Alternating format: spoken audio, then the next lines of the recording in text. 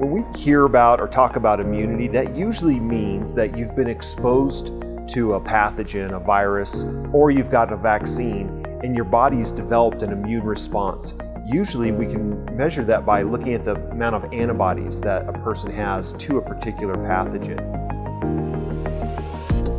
We don't know, though, how long people will have immunity. We don't know how long that'll last. Herd immunity refers to having enough members in a community having antibody or having overall immunity themselves so that the virus isn't able to move around in the community very well.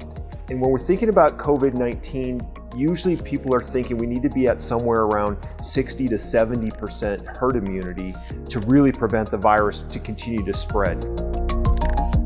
So if there are ways to protect those people that are most at risk while getting everybody else out in the community, we're gonna get a couple of things. One, get the economy going again and society going again, but we're probably gonna get transmission of the virus that doesn't kill a lot of people.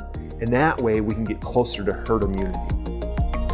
Does it make sense to keep people in their homes to prevent the spread of this virus, or does it make sense to get people out of their homes and re-engaging society, knowing full well that we'll see increasing cases? We've really truly learned who's at most risk here for getting serious disease and dying. So no matter what we do, we still have to build walls around those individuals that are at highest risk. Our elderly who certainly have some of these complex chronic diseases such as heart disease or lung disease, diabetes, high blood pressure. A second wave, if that comes in the fall, when the weather gets cooler and we start getting more indoors and transmitting these viruses again, it could be much, much worse than the first wave. And that's because the virus is already out there and we don't have enough immunity. Overall, we've been able to fare pretty well. And now we know a lot more about this virus. Hopefully we're gonna have some treatments in our back pocket once cases start to increase again, if we get a second wave.